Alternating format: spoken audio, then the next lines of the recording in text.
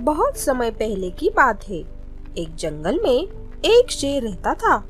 वो बूढ़ा हो चुका था। उसकी शक्ति कम हो गई थी।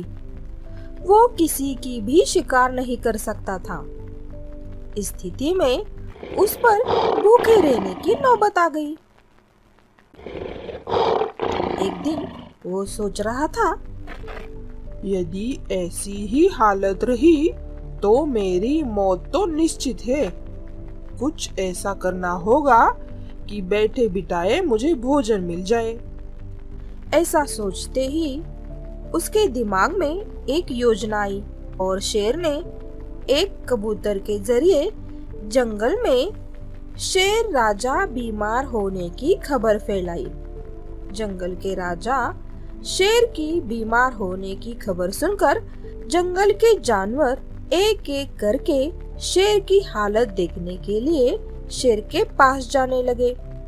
शेर जो भी जानवर उसे मिलने जाता उसे वो दबोच कर मार डालता और पेट भर उसका मांस खाता। हर रोज कोई न कोई जानवर उसे देखने के लिए आता रहता और शेर को गुफा में ही शिकार हाथ लग जाता। ऐसे ही शेर के दिन बड़े ही मजे से कटने लगे। अब शेर भोजन खोजने के लिए नहीं जाता था। उसे बैठे बिठाए भरपेट भोजन मिल जाता था। एक दिन एक लोमड़ी उसे देखने आई। लोमड़ी चालाक थी।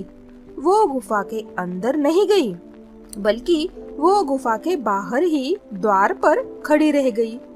वहीं से उसने शेर से पूछा, महाराज, अब कैसी तबीयत है आपकी?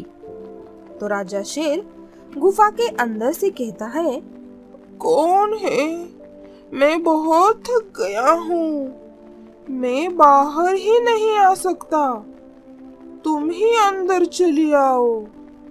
मैं कुछ ही दिनों का मेहमान हूँ। शेर ने लोमड़ी को बहला फुसला के अंदर बुलाने की कोशिश की।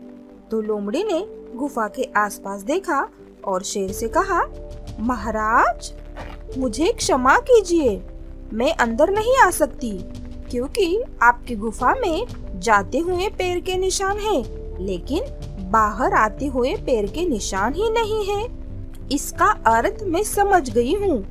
अगर मैं अंदर आई तो बाकी जानवरों की तरह मैं भी मारी जाऊंगी जिनके ये पैरों के निशान हैं। इसलिए मैं अंदर नहीं आऊंगी। मैं जा रही हूँ। चतुर लोमड़ी ने शेर की करतूत बाकी जानवरों को बता दी। इसके बाद कोई भी जानवर शेर से मिलने नहीं गया।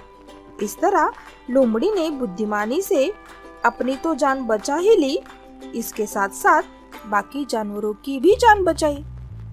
इस कहानी से हमें क्या शिक्षा मिलती है? हमेशा अपने दिमाग से काम लेना चाहिए।